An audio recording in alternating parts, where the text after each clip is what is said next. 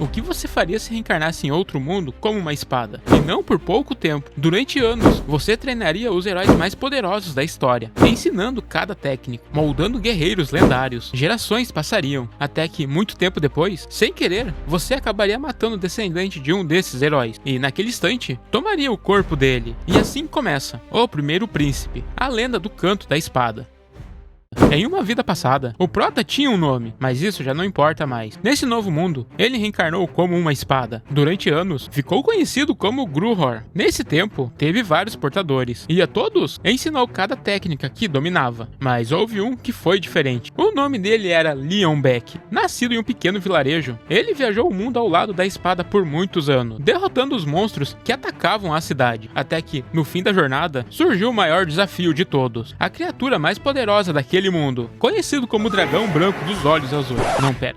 Conhecido como o Dragão Branco das Montanhas Geladas. A besta ficou diante deles e começou a concentrar o poder. No instante seguinte, lançou um poderoso sopro dracônico, mas aquilo não foi o suficiente. Com a ajuda de seu companheiro, o cavaleiro liberou todo o seu poder e, com um sorriso no rosto, avançou para a batalha. Em um ataque especial, os dois atravessam o dragão, cortando a criatura em incontáveis pedaços. Assim derrotaram o poderoso dragão que vivia nas Montanhas Congeladas. Depois dessa vitória, Leon se tornou o soberano de um grande reino, e a espada recebeu o título, que ecoaria por todo o mundo, a Matadora de Dragões. Depois de muitos anos, a espada foi deixada em um único lugar, mas antes disso, ele fez uma promessa ao seu companheiro. Jurou que protegeria toda a sua descendência. E assim, o tempo passou. Ele mergulhou em um sono profundo. Décadas se foram, até que, um dia, sentiu que algo estava errado. Por isso, começou a recuperar a consciência. Quando despertou, percebeu que alguém estava o balançando, de forma descuidada, e sem técnica nenhuma. Ao redor, vários cavaleiros gritaram para o sujeito parar. Entre preocupações e nervosismo, eles se perguntavam quem era aquele jovem. Foi então que a espada decidiu usar sua habilidade de autoridade, e descobriu que o nome dele era Adrian Leonberg, o descendente de seu último grande companheiro. Mas havia um problema. Ele tinha traços preocupantes. Era arrogante, obeso e completamente descoordenado. Ao perceber isso, a espada sentiu uma profunda decepção. Não conseguia acreditar que a linhagem do Matador de Dragões tivesse terminado daquele jeito.